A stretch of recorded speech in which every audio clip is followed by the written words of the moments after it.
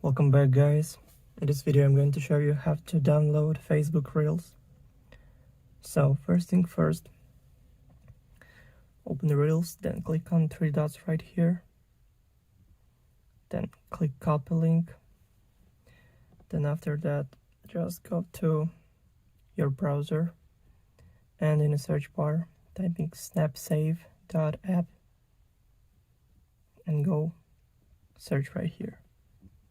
So then just paste your link right here and click download. After that, you'll see your video. Just choose the quality and click download right here. So let's see, click download, and after that click download again, and that's all. Hope you guys enjoy. Thank you for watching. Please like and subscribe for more.